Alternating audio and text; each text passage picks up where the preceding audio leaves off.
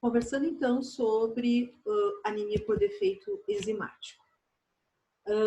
Vamos começar apresentando um caso clínico para demonstrar como que essa anemia ela se apresenta normalmente no dia a dia do laboratório, no dia a dia do serviço de saúde. Então, o paciente de 34 anos apresentou uma infecção por malária e 3 dias após o início do tratamento com primaquina, foi levado à emergência com sintomas, como urina escura, palidez, icterícia e dor abdominal. E os exames laboratoriais revelaram.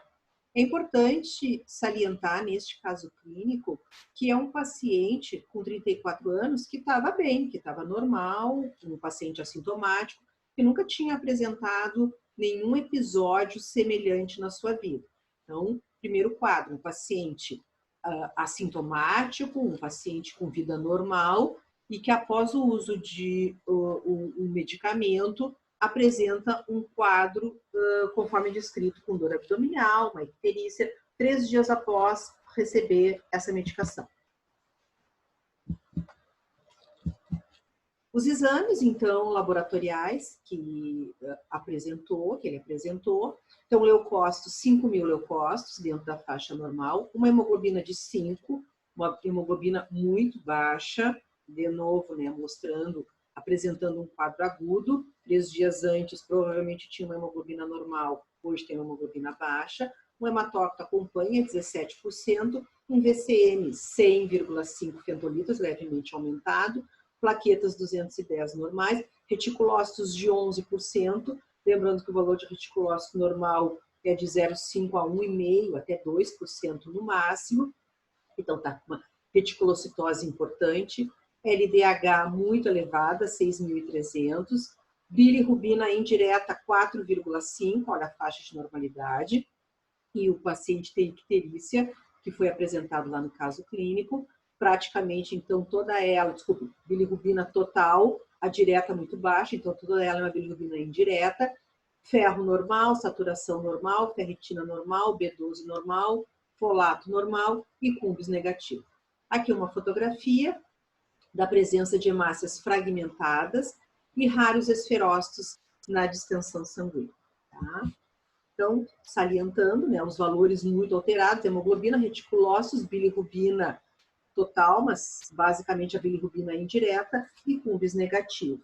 Porque o cumbis, vocês tiveram aula de anemia hemolítica, lembrando que o esferócito muito presente nas anemias imunohemolíticas ou nas esferocitoses hereditárias, mas no caso o cumbis é um grande diferencial para a questão de anemias imunohemolíticas, né, a formação de anticorpo anti-eritrócito.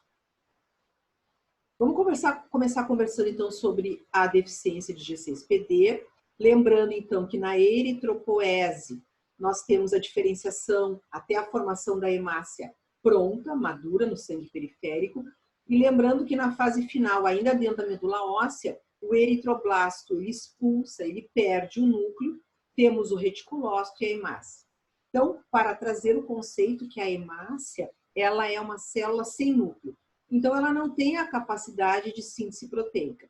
Fica a pergunta, a hemácia circula por 120 dias, ela precisa de energia, como que a hemácia sobrevive? Da onde ela tira os seus recursos de sobrevivência? Tá? Uma vez que ela não tem núcleo para fazer síntese proteica. Então, nós temos fontes importantes no mecanismo dentro do eritrócito, que são as grandes fontes de energia. Então, 90% praticamente do ATP produzido para energia, para que a hemácia consiga fazer circulação, vem de uma fonte, da fonte anaeróbica, vem da queima da glicose através, então, da glicólise, onde tem a maior parte de fonte de produção de ATP. E 10% vem a partir do shunt das pentoses, de uma via alternativa, onde nós temos aqui representado a presença da glicose 6-fosfato desidrogenase. Tá? Então, é importante que, através desta via alternativa, a hemácia vai produzir NADPH e a NADPH é a responsável pela detoxificação de dentro do eritrócito, ou seja, pelo desdobramento de peróxido de hidrogênio de superóxidos em água. tá? Então, esses dois mecanismos dentro do eritrócito, eles têm que estar muito bem, eles têm que estar funcionando perfeitamente, né? A fonte principal de queima de glicose para a produção de ATP e o shunt das pentose, essa via alternativa de 10%, principalmente para os processos de detoxificação da hemácia. Abrindo um pouquinho mais, então, a área, a fonte, onde nós temos a utilização da glicose 6-fosfato desidrogenase. Então, como a gente falou, a G6PD ela vai ser responsável pela transformação do NADPH, do NADP em NADPH. Esse hidrogênio vai ser transferido para a glutationa e a glutationa que vai ajudar no desdobramento dos peróxidos de hidrogênio em água, na liberação. Exemplo, um paciente, então, que não tem G6PD, que não tem capacidade de produzir, é uma proteína, é uma enzima. Então, um paciente que tem uma deficiência enzimática, um defeito genético, que ele não é capaz de produzir uma quantidade adequada, já começa a trazer conceitos, que tem pacientes que têm deficiência de produção parcial e tem pacientes que têm deficiência de produção total da enzima, depende da mutação. Mas vamos pensar de um paciente que tem uma deficiência total, então ele não consegue produzir glicose 6-fosfato desidrogenase, não conseguindo produzir, ele não tem, dentro da hemácia, não tem fonte de NADPH, esse NADPH que não está sendo, ele não vai conseguir, então, desdobrar a glutationa, e nós vamos ter o quê? Um acúmulo de peróxido de hidrogênio dentro da hemácia. A hemácia não conseguindo fazer esse processo de detoxificação, ela vai acabar, a gente vai ver que ela sofre um estresse oxidativo e ela literalmente ela explode. Tá? Também queria chamar a atenção que isso acontece dentro da hemácia. A falta de G6PD ela é extremamente nociva para o eritrócito. Nós temos G6PD em todas as nossas células do nosso organismo. Só que nas outras células, no momento em que não tem glicose 6-fosfato desidrogenase, existem outras rotas alternativas de fonte de produção de NADPH. Mas na hemácia não existe. A única forma de produção de NADPH é através da G6PD. Então, este mecanismo fica extremamente defeituoso no momento em que nós não temos a formação de glicose 6-fosfato para a hemácia. Então, a hemácia sofre muito nesse processo. Aqui é o que a gente pode ver, a fisiopatologia, né? O que acaba acontecendo com a hemácia numa situação de estresse oxidativo. Então, nós temos o acúmulo de peróxido de hidrogênio, ou de radicais livres, ou de superóxidos. Esse peróxido de hidrogênio, ele vai oxidar diretamente a glutationa. Isso faz com que ocorra a formação de complexos mistos de hemoglobina, mudanças conformacionais, e olha a fotografia aqui, que nós temos, então, a mudança na forma da hemácia, na estrutura da hemácia. Ocorre internamente no eritrócito a oxidação de grupos sulfidrilas, ocorre a desnaturação das cadeias globínicas, aonde nós temos a formação de corpos de Heinz. Aqui tem uma fotografia, então, de corpos de Heinz. Lembrando que isso não é uma fotografia do hemograma. Corpos de Heinz aparece na coloração específica de reticulócitos, com azul de cresil brilhante, um corante supravital. É uma coloração especial. É uma pesquisa direcionada dentro do laboratório. E, com isso, nós temos o comprometimento da plasticidade e da forma da hemácia. Então, alterações na forma do eritrócito e alterações nas propriedades de plasticidade. Lembra que o eritrócito ele tem que ter uma alta capacidade de plasticidade, de maleabilidade para passar por fenestrações. Onde todos esses mecanismos estão comprometidos, a hemácia sofre e ela vai ser rompida, ela vai ser homolizada e ela vai ser retirada precocemente da corrente circulatória. Então, aqui tem uma fotografia, né? Aparece classicamente as bite cells, essas são hemácias mordidas, clássicas nos pacientes durante a crise hemolítica que eles estão sofrendo após, a gente vai ver alguns episódios, tá? Então, essa é uma proteína, então é um defeito recessivo ligado ao cromossomo X, então ela afeta mais homens do que mulheres, as mulheres precisam receber 2 genes alterados para ter manifestação clínica, tá? Ao passo que os homens, como eles são XY, basta um X alterado para que eles possam, então, ter a deficiência enzimática. Essa é a distribuição mundial da deficiência de G6PD, então, uma prevalência alta, de novo, no continente africano. Ela tem, novamente, uma forte associação com proteção à malária. Então, a mesma ideia que nós conversamos lá na anemia falciforme, a mesma ideia acontece nos pacientes com deficiência de G6PD. O plasmódium vai ter dificuldade de fechar seu ciclo reprodutivo. Então, existe uma proteção em relação à malária, né, dos pacientes que são deficientes. Mas nós temos, ó, nos azuizinhos, uma distribuição mundial. Vamos focar no Brasil. O Brasil aproximadamente entra na faixa de 4 a 7% de pacientes com deficiência de G6PD. É uma prevalência alta, mas a gente vai ver que existem várias mutações e, por sorte, o Brasil tem essa mutação, mas nós temos mutações leves, que faz com que os pacientes não tenham quadros graves de deficiência. Então, as nossas mutações, o paciente produz uma quantidade parcial de enzima, mas muitas vezes essa quantidade é suficiente para fazer com que ocorra a detoxificação da hemácia e os pacientes não fazem crises hemolíticas tão severas. Então, a fisiopatologia, o paciente ele não consegue produzir G6PD, ele não, dentro do eritrócito, né, que é a única fonte, ele não vai conseguir produzir NADPH, NADP reduzido, ele não vai fornecer esse hidrogênio, não vai reduzir a glutationa, isso faz com que tenha o estresse oxidativo, o acúmulo de peróxido de hidrogênio e superóxido, a formação de corpos de Reis e o comprometimento da plasticidade da hemácia. Tá? Então, a G6PD, a glicose 6-fosfato deshidrogenase, ela entra, quem é, né? Ela é muito descrita, foi classicamente descrita ali nos anos 1956, em negros americanos, que foram soldados negros americanos, que foram trabalhar na África, lutar na África, e lá, em contato com a malária, receberam primaquina como droga profilática e desencadearam quadros de crises hemolíticas severas. Veja que a gente está falando de indivíduos adultos que não tinham nada, saudáveis, porque eram soldados, e de repente eles fazem uma crise hemolítica severa, como exemplo que nós começamos a mostrar, com uma hemoglobina muito baixa. Então, a chegada na emergência com um quadro agudo severo. Mas vejam que não é só a primaquina, não é só medicações. O feijão de fava, que é um alimento comum na Grécia, na Itália, como se fosse o nosso feijão preto, ele é capaz de desencadear crise hemolítica em paciente com deficiência de G6PD.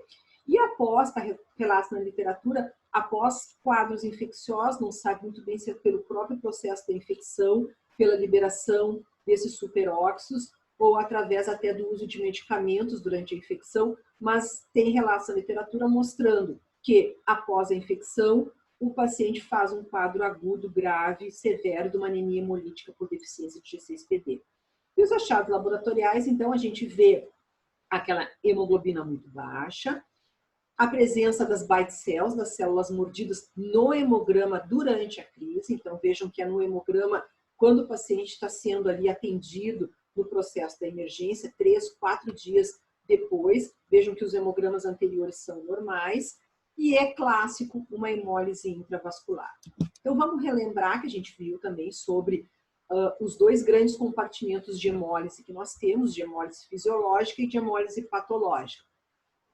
Lembra que nós temos uma hemólise extravascular, a maior parte da hemácia é rompida a nível de baço e todo o material é aproveitado, e 10% da hemólise acontece dentro do vaso, intravascular.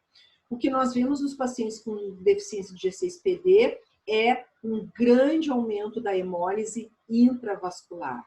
Então, lembra que a hemácia sofre esse estresse oxidativo, ela rompe já dentro do próprio vaso sanguíneo.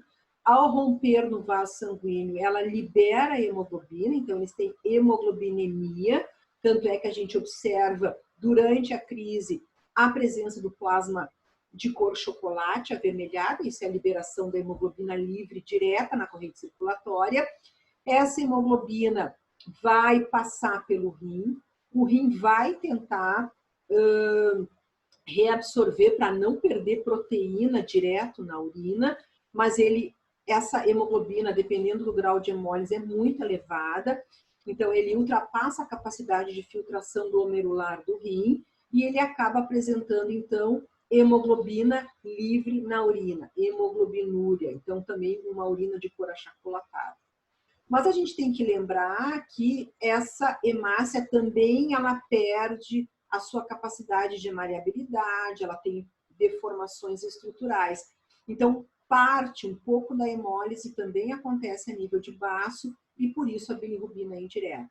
Então, vejam que o paciente, durante a crise da deficiência de 6-PD, ele tem os dois quadros exacerbados. Mas, classicamente, a maior parte da hemólise é intravascular.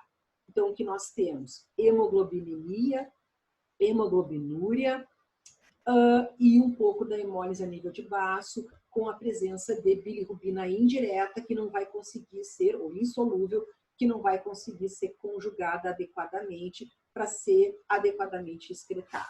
Tá? Então, bilirrubina indireta e hemólise intravascular, clássico dos pacientes com deficiência de G6PD.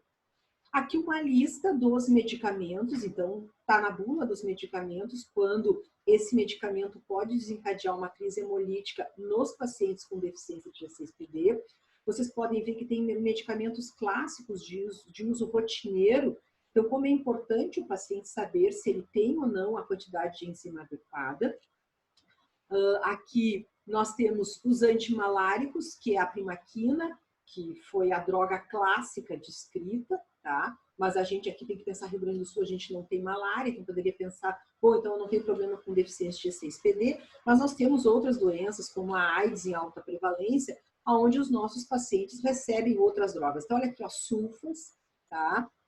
Então, o trimetoprim, antibióticos comuns podem desencadear crises hemolíticas, principalmente em pacientes que têm uma deficiência total da enzima. Tá? Então, as manifestações clínicas, ainda não muito bem descrita, nós temos uma forte associação das icterícias neonatais em pacientes com deficiência de 6-PD, e nesses casos são pacientes que não receberam, né, crianças, bebezinhos recém-nascidos. Lembra que uma hemólise fisiológica é normal acontecer logo após o nascimento, lá pelo 5º dia, mas esses pacientes vão para concentrações de bilirrubina muito elevadas, passam, tendo até, alguns fazem kernícteros, algumas deficiências de G6PD grave. Kernícteros é uma bilirrubina de 20 a 25 miligramas por decilitro. E lembrando, então, que a bilirrubina ela é neurotóxica, então ela tem que ser removida, e por isso a fototerapia, porque ela é fotossensível, ela tem que ser rapidamente removida da corrente circulatória do recém-nascido. Mas é um mecanismo que ainda não tem. Então, a deficiência de 6-PD, ela é investigada quando os pacientes fazem essas icterícias importantes, lembrando que essas icterícias também elas têm outras causas que não só por deficiência de G6PD, tá? Mas quando aparece, então, essa bilirrubina muito elevada, além do dano neurológico, tem que cuidar, porque pode levar o paciente a óbito, de novo, né, por essa sobrecarga enorme a nível de túbulo renal, de destruição intravascular. O clássico da G6PD é a anemia hemolítica aguda após o uso de alguma medicação ou após um quadro infeccioso, que é o que a gente descreveu no caso da primaquina. Então, o paciente recebe medicamento, 3, 4 dias depois de ter administrado a medicação, ele faz a crise hemolítica clássica. Esse é o clássico da deficiência de G6PD. E tem um grupo muito pequeno, que são pacientes que são sintomáticos por toda a vida, mas ele realmente é um grupo muito pequeno, são mutações raras, que fazem uma anemia hemolítica crônica não esferocítica. O que deve ficar marcado, importante, é que normalmente, né, ou nas icterícias neonatais, mas normalmente são pacientes assintomáticos, que ao receber um medicamento fazem uma crise hemolítica importante.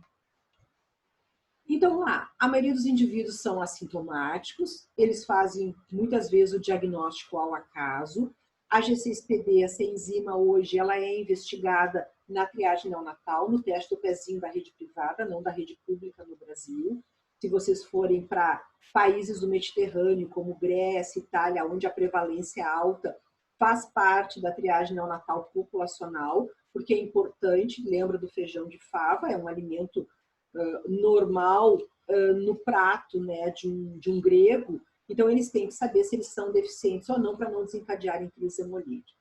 Então, ela é uma anemia hemolítica variável, depende dos níveis enzimáticos, tem pacientes com deficiência parcial, com deficiência total, que pode ser desencadeado após o uso de medicamentos, né? Ou após infecção. Então, olha lá, o clássico das manifestações. Após a exposição de um fármaco oxidante, ocorre uma hemólise intravascular severa, um pouquinho de hemólise extravascular. O paciente faz hemoglobinemia, hemoglobinúria, icterícia por bilirrubina indireta e uma insuficiência renal por uma necrose tubular, por uma incapacidade de filtração glomerular. Os pacientes vão para hemodiálise normalmente quando fazem quadros agudos. Algumas fotografias, então, dos achados do hemograma, né? Então, de novo, durante a crise, as bite cells, que são essas hemácias mordidas. Aqui é uma foto do reticulócito, a gente está tendo aula sobre reticulócito, também uma coloração especial, e os corpos de Heinz, tá? Onde tem esses precipitados através da desnaturação, então, dessas cadeias globínicas pelo estresse oxidativo dentro da hemácia. Esse é o gene da G6PD, ele é composto por 13 exons, a gente não vai aprofundar, mas só para mostrar que existem muitas mutações descritas na literatura associadas à deficiência de G6PD. Mutações desde que não produzem nada de G6PD, mutações que produzem deficiência parcial, ou seja, produzem uma quantidade que não é uma quantidade adequada, até mutações que são muito leves, tá? Essa é de novo a distribuição mundial e a marcação, né, a coloração pelo grau da intensidade e da gravidade da mutação. Então, vejam que nós temos mutações severas e mutações moderadas e mutações que não dão nenhum grau de deficiência. E olha ali que eu falei para vocês o Brasil, né? Então, essa mutação A- é chamada de uma mutação africana e ela dá uma deficiência parcial. Então, nós temos deficiência de G6PD, mas de mutações com deficiências parciais. O que faz, então, que os pacientes, às vezes, ou não tenham crises ou tenham crises muito leves, tá? Essa amarelinha é a mutação mediterrânea. Olha lá, então, o sul, né, da Europa. Como nós recebemos italianos, São Paulo tem italianos, às vezes nós encontramos, então, pacientes com deficiência grave com essa mutação, principalmente a mutação mediterrânea. Como trata, né, esses pacientes? Então, por profilaxia de episódios hemolíticos, tratar as infecções ou cuidar quando trata as infecções para ver se não vai receber alguma droga que possa causar um estresse oxidativo e a orientação familiar. Então, o ideal é que esses pacientes, depois de terem feito um diagnóstico, provavelmente porque ou fizeram uma triagem neonatal ou tiveram um episódio hemolítico importante, que eles andem na carteira com essas listas de medicamentos e que eles possam, então, orientar ou ajudar na orientação quando for necessário eles receber, principalmente as antibióticos terapias ou essas medicações de profilaxia para malária. Tá? Então, a G6PD é a principal enzima, mas quando a gente fala de anemias hemolíticas por defeitos enzimáticos, a gente tem que lembrar que a G6PD é uma das enzimas. Então, vamos lá, vamos olhar, então, a segunda enzimopatia mais frequente que nós temos, que é a deficiência de piruvato quinase. Então, aqui o que eu estou mostrando para vocês é a glicólise, né, o desdobramento da glicose até a formação de piruvato lactato. Lembrando que nós, em cada uma dessas etapas, nós temos enzimas capazes, importantes, né, para a transformação do substrato em produto. Ainda dentro da glicólise, nós temos, então, dois grandes pontos importantes de formação de ATP. De novo, nós precisamos de ATP, a hemácia precisa de ATP é a fonte de energia dela para transportar oxigênio. Então, a grande fonte de ATP do eritrócito é através da queima da glicólise, da glicose, da glicólise. Tá? Muito bem. Então, quando vocês olharem os grandes livros de hematologia, vocês vão ver que nós temos todas essas deficiências, todas elas são proteínas e nós temos pacientes com deficiência enzimática, mas elas são extremamente raras no nosso meio. Então, a gente não vai estudar cada uma delas. A gente viu a G6PD, que não está aqui, que é uma rota alternativa e que é realmente a deficiência enzimática mais prevalente. E agora a gente vai ver, tá aqui, ó, a piruvato quinase, que ela é na porção quase final do desdobramento da glicose, tá? Mas primeiro, ó, o paciente que não tem capacidade, que tem um defeito genético, que é novo, né, que não tem capacidade de produzir piruvato quinase, ele vai ter a rota da glicólise truncada, né? Primeiro, ele ainda vai conseguir produzir um pouquinho de ATP, porque existe uma etapa anterior de produção de ATP, então essa etapa ela não está comprometida, mas a maior parte de produção de ATP vai estar comprometida. Então, quem são esses pacientezinhos com deficiência de piruvato quinase? Esses pacientes, eles não têm um hemograma alterado, a maior parte do diagnóstico deles é o diagnóstico clínico. Por quê?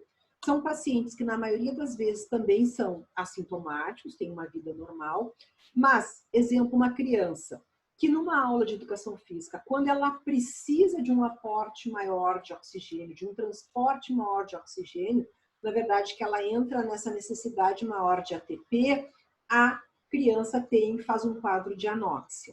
Então, é uma criança que está bem, é normal, e na aula de educação física, quando ela vai correr, quando ela está numa partida de futebol, que ela precisa fazer troca gasosa, ela tranca. Ela não consegue fazer adequadamente o transporte de oxigênio, ela vai para a investigação, mas vejam, ela tem um hemograma normal, não tem alterações eritrocitárias, não é o hemograma que vai nos levar a pensar de um paciente com deficiente de piruvato quinase. É realmente o quadro clínico que faz com que o médico entre nessas investigações.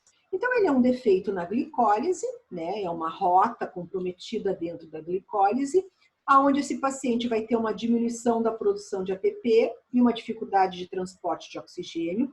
Vejam que ele também mexe, a rota do ATP mexe no transporte de cálcio, na bomba de sódio e potássio, na entrada e saída de água, fazendo então que eles tenham uma membrana mais rígida, o que faz um quadro hemolítico, às vezes ictérico, uma leve icterícia desses pacientes. Eles têm, ó, no momento em que eu tranco, né, eu não consigo desdobrar, eu não consigo essa fase distal, eu vou ter o acúmulo dos substratos das etapas anteriores. E nas etapas anteriores, ó, eu tenho a produção da 2,3-DPG. E a gente já vai ver onde é que a 2,3-DPG ela é importante. Importante é que, aumentando esse substrato, aumenta a concentração de 2,3-DPG.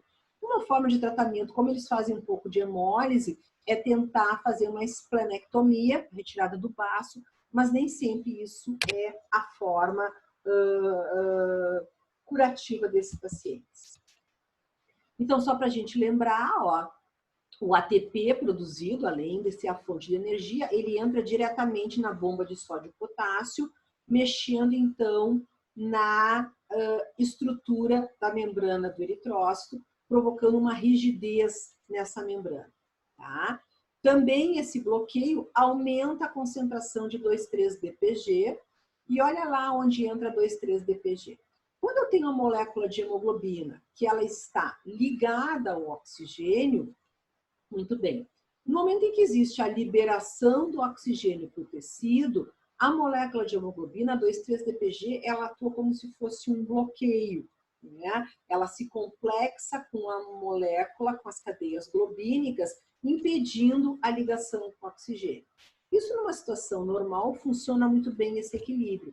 Mas no momento em que eu tenho, ó, o aumento, né, da concentração de 2,3-DPG, essa 2,3-DPG, ela passa a se ligar à molécula de hemoglobina mais fortemente e ela se liga de uma forma irreversível, na verdade, impedindo novamente a ligação do oxigênio à molécula de ferro. Isso faz, então, com que esses pacientes tenham essa crise